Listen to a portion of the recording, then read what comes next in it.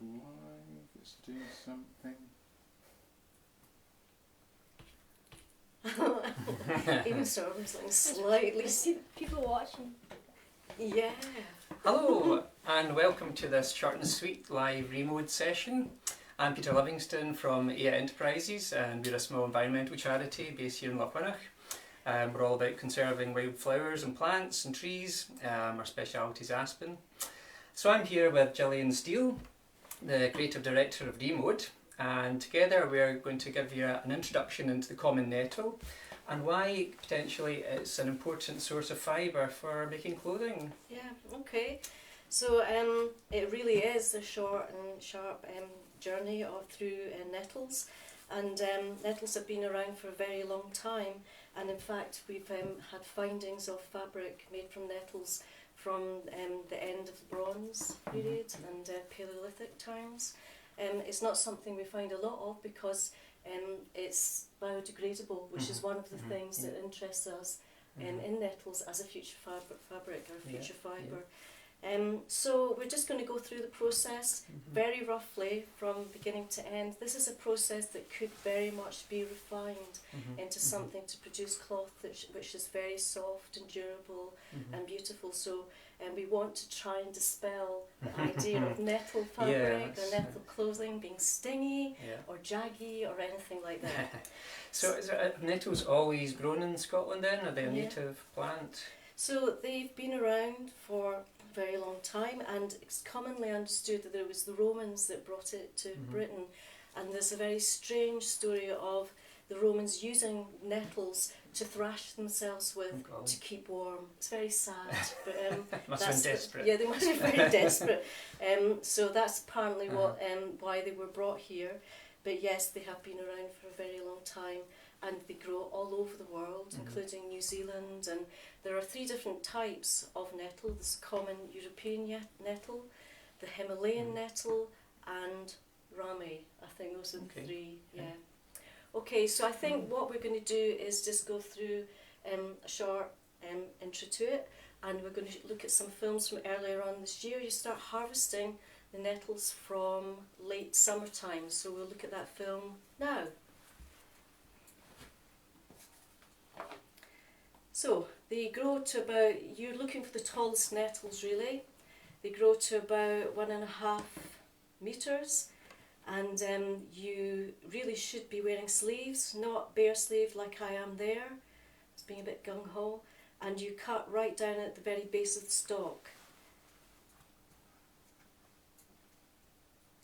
And you should, the best thing to do is really to wear a leather glove. That's going to be the best way of protecting your hands from the stings. I've found to my pain that even if you wear rubber gloves or a plastic bag, the stings in the nettles still go through and you still get stung by it. They're glass, aren't they, the stings? They're like a little kind of, I almost think of them as being like fiberglass or something. They have that kind of thing. So they stand straight up on the stalk and on the leaves, and the best way to get rid of them is just to use the leather glove and swipe down the length of the stalk and remove them that way. Okay, so I'm just going to show you that. It's a very simple process.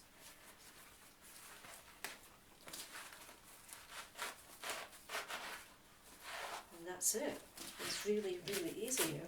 And that is done, you could go through 100 stalks really in a very short time. And once you've done that, you can then handle the nettles, and all the stingers have been taken off it. Okay, so without the gloves, Okay, so from there, you can take the fibres from the bark from green, and one of the advantages of that you get longer fibres. But the fibres of nettles are actually, they're pretty wonderful to begin with. They can be as long as 50mm long, so they're pretty good for making yarn. I mean, what's the difference between nettle and cotton? I mean, we all wear cotton now. We're used to wearing cotton. It seems to work as a fabric. So, why nettles? I mean, okay. So, nettles were traditionally used right up until about the 16th century, and it really only got displaced because of the cotton industry.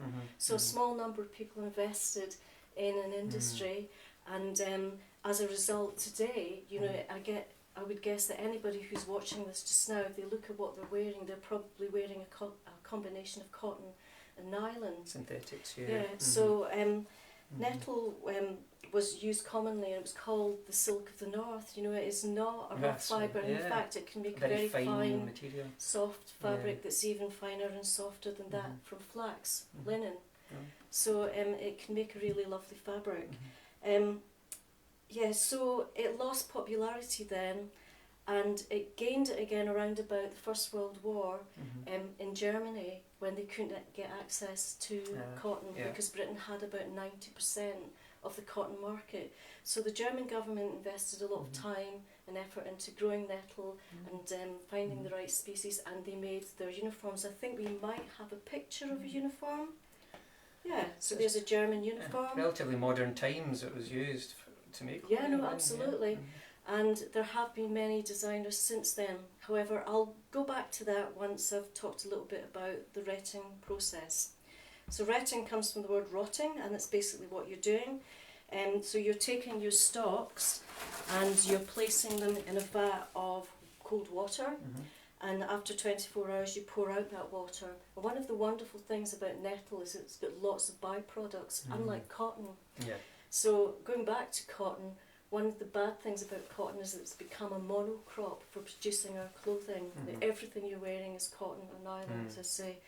And what cotton does as a crop is it takes a lot of water and it takes an awful lot of pesticides in order to grow it to the standard that we expect. So it's got a huge environmental impact, whereas nettles would have nothing like that impact. Yeah, okay. So, and it also has byproducts for medicine. I'm sure you had talked a little bit about that. Yeah, well, I mean, I've actually got a personal story about this because, I mean, I've suffered from hay fever and allergies over many years. I've always shied away from taking antihistamines or kind of hormone-based treatments. So I just happened to Google natural antihistamine, and it came up nettles. So I've actually been taking nettle pills genuinely for the last about year. And well, it seems to have worked. I mean, I have to say, I haven't actually been suffering too much at all from anything. So that's my own personal experience in nettles, and for me, it is a bit of a kind of wonder plant just from that. Yeah. So it's, I mean, cotton has no byproducts. It actually has a lot of problems, but I wouldn't be proposing that we completely do away with cotton, but look at a diversification. Anyway, back to retting. So you place your stalks, your newly plucked stalks, into water, and we're going to look at film made earlier this year when I did the retting process. So you're basically stripping the plant, you're placing it in the water. That water then becomes nitrogen rich, and already is a byproduct that can be used in the garden to water your plants. You then place it in for a further week, and that week is really the week in which the outer bark of the stalk starts to decompose. So it's going to make it a lot easier for you to start stripping the bark off and strip the fibres. Okay, so you're in there for 1 week, and then again you've got an even more nitrogen rich water that can be used in the garden. I'm weighing it down with bricks to stop them from floating.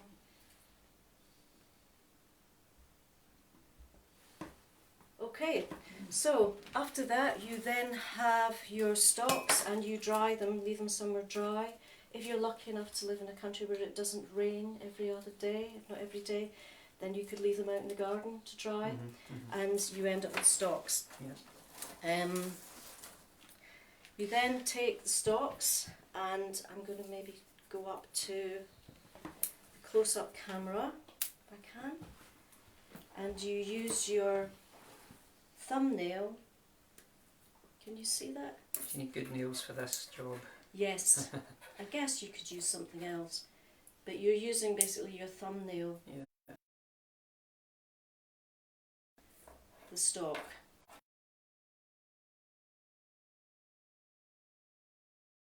Mention actually was that when you were taking the leaves off, they could be used for tea making. Of course, couldn't yeah, Because they could be it's used for popular tea making. Healthy tea. Nettle soup as well. Oh, You know, of course, nettle is actually a really good replacement for spinach. And before we started this evening, you and I were talking about the fact that fibres aren't the only area in which we've been kind of convinced to look abroad into other areas to find them within food. You know, the flavourings and other things that we use, like spinach, for example, we can grow here, but we can also grow nettles. You know, it's a really good iron-rich thing. So it could be a whole nettle economy. Yes, you could do. Okay, so the next thing you do is you kind of bend this over your finger, and that is basically the fibres coming off. So, we have someone else here today who I forgot to introduce, Sorley. So Sorley has got some experience of making nettle twine, so I'm going to get him to take one of these and see if he can get himself a piece of twine, thread a needle, and sew a line of stitching and a wee bit of fabric. Yep. That'll No keep pressure. you busy. No pressure at all. Charlie actually makes nettle tea. He enjoys foraging. We've got nettles in our garden, so the nettle soup was pretty amazing. We had that, and you really have to get nettle soup. Gather the leaves when they're very tender and young.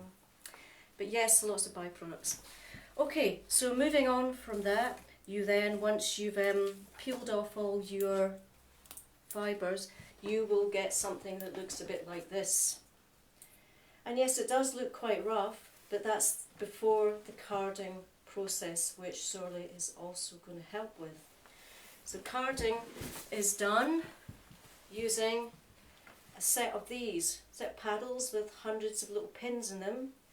You put your fibre on that. So just as you would with sheep's wool, presumably. That's right, it's exactly the same process Yeah. as sheep's wool.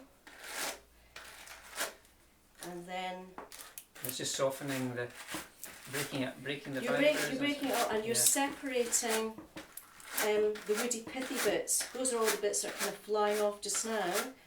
And eventually you end up with something that is quite soft. Now I'm going to again leave this for Sorley when he's finished doing that task to do a bit more carding. And in the meantime, we're going to have a look at some garments, some other garments and objects that have been made with nettle. I said earlier on that there have been, wasn't only just that nettle was revisited at the First World War. Since then, there have been some designers all across Europe who have looked at using nettle, and there's an organisation called STING, the Sustainable Textile Innovation Group, who are in growing nettles, who are looking at a number of fibres. So it's not just, I mean, we really need to be looking at diversification to try and take away all the tension and all the kind of the focus on cotton. So what was I saying? STING, an organisation who are looking at developing fibres. So we're going to look at some clothes. This is a very kind of rustic piece of fabric. That's what the very kind of first level of what you might expect from a processed nettle to a finished item. But you know, there's no reason why nettle, like any other process, couldn't be something that is has a lot of development and research built around it, funding, government support, which will then mean that we can develop the right species and the right mechanical ways of processing. Maybe it wouldn't take much. It just requires a bit of government backing and a bit of research money. And I mean, well, when cotton was introduced, there was a whole lot of shenanigans about which kinds of machines actually managed to deal with the husks and remove what was needed to refine the fibre. Scotland's got a great history of obviously weaving, spinning, so you know it sort of ties in with that, doesn't it? We're also hugely patient. We put up with a lot of disappointment, so we really know how to stick with something. So, so I was going to look at while European nettles haven't so far been exploited or explored in this way. Rame is a fabric that is made from Chinese nettle, and that has been looked at for quite a while. So I think we've got a garment that's a dress. So that's a very kind of fine... so that's quite a leap for them from a soldier's uniform to a fine... it's because you could still imagine a soldier's uniform would be quite rough. Mm-hmm. So back to the properties of nettles. Some of the things that are wonderful about it is that each nettle fibre is hollow, so it's got fantastic insulating properties. It's very good for keeping out the cold and for letting out heat as well. So it's good for heavy garments and also good for very light summery garments. It's I wonder, just even a building, material, could it be natural insulation perhaps? Yeah, They it would use be, sheep's wool for insulation. Yeah. So there's no reason why an infrastructure couldn't be built around this. There is another organisation, is it called Camry? C-A-M-R-I, Camry, and they make a lot of nettle fabrics for furnishings. okay. Yeah. So this is not something so entirely new, but it is something that's quite neglected, and it would make absolute sense for Scotland and other small nations to look at how we could grow this in small areas and start to produce so much potential, and there's a lot of talk just now, especially with the pandemic, about going over to a more green economy after, and the new reality, and these are the kind of things I think we should maybe be focusing on, and I think people don't realise the environmental costs of clothing, like plastic's a big thing, air pollution, whatever, the food we eat, but I don't think clothing's got that such a media attention. No, I think it's almost one of those invisible things because we tend to wear clothes every day. Yeah. It's also something that tends to be associated with, women are concerned with clothing, but of course men wear clothes too. Everybody wears clothes. We need clothing. My we wife always have buys this. my clothes for me. Really? Shame on you. So so it is an area for. Sorry, I'm getting a message there. So anyway, I've kind of lost the thread now. So we are looking at garments made of nettles, and Sorley has managed to do a few stitches. And if we go back to the fibre that gets produced from nettle, this is what the fibre should end up looking like. So it's pretty soft by that point. Not jaggy and not rough jaggy, as you'd expect. Not jaggy at all. I mean, if you can maybe hand me over I've got a flax sample as well. So that's the flax sample. You can see they look slightly different and they feel slightly different. And is this something people could be doing at home themselves? I mean, I'm not proposing that people start growing their own patch of nettles and start knitting nettle suits, but certainly it's something that you could experiment with, and it's really good to connect and realise this is where our materials come from, this is how we get them. And Sorley is in action at this very moment.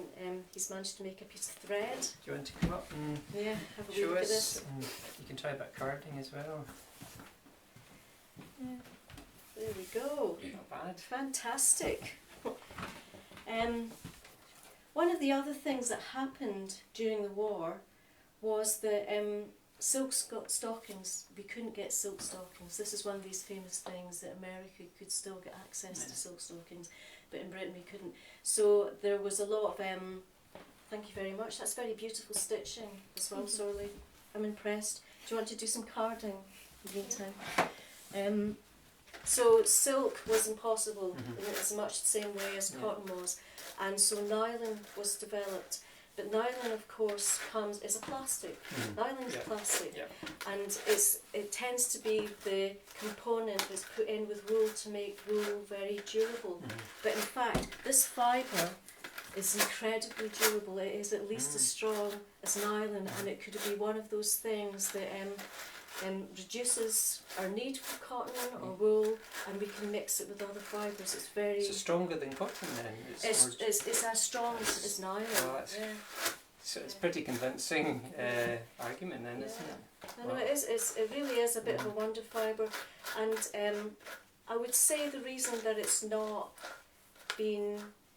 The attention has been swung away from it is because there's been far too much that's been invested in the cotton industry. A lot of people place a lot of money vested interest in cotton.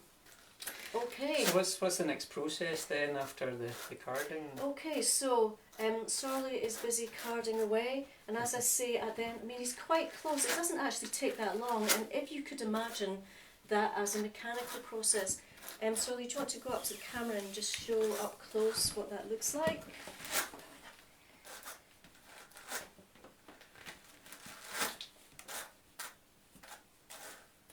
Yeah.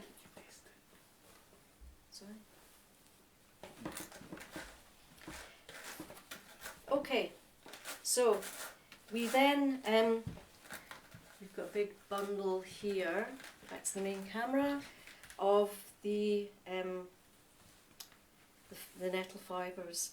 And I'm going to basically show you how to do some spinning. My spinning is terrible, so I really must apologise to people who are very skilled at this. Well, you don't have a proper spinning wheel for a start. I've made a very basic spindle out of a couple of CDs and a stick and a hook. And in Paleolithic times, people would sit doing this and they would use spit. And the reason for that was that it released the pectin in the nettle fibres, which helped them to wind together. So that's basically spinning. And you end up with a fibre, a yarn that looks like this. Yeah, it just looks like a typical woolen yarn that we're kind of used to seeing. Yeah, and as I say, that has potential to be something that is refined, and did I say before it was known as the silk of the north? I think you did, yeah, which says it all. It was considered a really kind of, it was for very wealthy or high people, high. Yeah, the complete opposite of what people what you imagine it now. And it's fascinating. Yeah. And this is my knitted sample. So from this jaggy stuff to this. And what's that going to become? Have you Well, got plans? I mean, we could start a community project, Peter, and have everybody produce a square like this, and then we join them together for a blanket, and then it's phase 2 of the exactly. project. Yeah. Then world domination of nettles. So, yeah, and it's a very warm fibre, as I say. Okay, where are we for time? 2 minutes. Left? We've done. Phew. Okay, so I thought we would just quickly tie up. Did we look at the track bags? Wanted to have a little look at the track bags. Scottish designer Alec Farmer, he's been making these bags, again not all nettle fibre, but a combination of nettle and wool or nettle and cotton to make a really durable fabric for making bags, and he's Glasgow based. So lots of designers working in this way and exploring it. Yeah. So you certainly opened my eyes. I mean, it's clearly a wonder plant. I mean, there's no, getting away from the fact that it's a super plant and a super food, a super fabric, fibre. It's all these things, and I guess anyone watching this will hopefully have their eyes open that when they're walking past what we think is weeds and horrible jaggy plants, that actually could be the next big thing. Absolutely. I mean, obviously we are seeing the rise of other fibres like bamboo. There are other fibres being looked at made from pineapple, banana skin, algae. This is just one possibility. And in terms of what happens now with the cotton industry, because it's so problematic, because so much of our clothing is made of it. It's absolutely the mono item. That the solution is not that we all start growing nettles or we all start growing pineapples and making fabric from those, but that there's a lot more diversification and lots of small businesses. And for those to happen, really we need to have some kind of infrastructure and support, and we need people to be much more aware. Maybe when they see something that's made of bamboo fibre or something's made of nettle fibre, that they think, okay, I'm going to give that a go, I'm going to buy that. And as usual at the beginning those things tend to be more expensive, and then as things move on and it becomes more commonplace, the price goes down. I was also going to talk about I think that was it. Remode. So just to tie off, in the last year, Remode has been working with Garnet Connections. With Peter, and we've been looking at a rewilding project, and that's one of the projects that you can see online at the Remode website. It's called Garnet Connections, and that's an ongoing project. And we did some walks where we went out drawing and collecting seeds, flower heads, and then taking those seeds and taking them to other areas in order to spread and rewild those wildflowers to other areas of the Garnet Valley. So look out on Remode's website for our upcoming workshops. Come to our shop. We have a token system where you can bring in clothes you don't wear anymore. You earn tokens and you can spend them on our vintage rail. And also, Peter, are there any other projects you'd like to tell us about? Yeah. Well, as I say, you mentioned Garnet Connections. Well, our project's called Growing for Garnet, so it's all about kind of introducing people to the wild plants and flowers and trees that are to be found in our local environment. So I suppose, especially during these kind of lockdown times, people are, I think, becoming more involved locally, and also becoming more familiar and with our local environment. We're not able to kind of travel so far, but I think that's been a good thing. So our project kind of fits very nicely with that. So yeah, it's all about education. It's about plant identification and understanding what uses even plants were naturally put to, and so the nettles ties in beautifully with that. So there's lots of volunteering opportunities. We work with a lot of volunteers to help us collect seeds, to help us propagate. We're even engaged with volunteers now working at home, helping us to sow seeds or prick out seedlings. Which is a great way of engaging people where perhaps they can't come to our nursery or other facilities. So there are plenty of opportunities, and then of course planting those back into the environment. So we're all about enhancing local sites, creating new habitats, and basically greening up and enhancing the Garnet Valley, which is what this wider Garnet Connections project's all about. And it's been great working with Remode. You've provided a really interesting kind of artistic slant on the wildflowers, and people have been producing wonderful drawings, and you've created a lovely exhibition showcasing all that work. So that's been a really nice, interesting sort of component to the project. So I thank you for that. Okay. So yeah, and you've opened my eyes to nettles. So that's for sure. Yeah, I think we've got a couple of questions that have come in. Yeah. How easily does the nettle fibre take on dye? Right. Okay. This is one of the supposed downsides of nettles, that it is not as receptive to dyes as, for example, cotton, but it can be mixed with other materials, and when it's dyed it creates a strange kind of mottled look fabric which has its very own quality. Also the fact that nettle in itself can be used as a natural dye.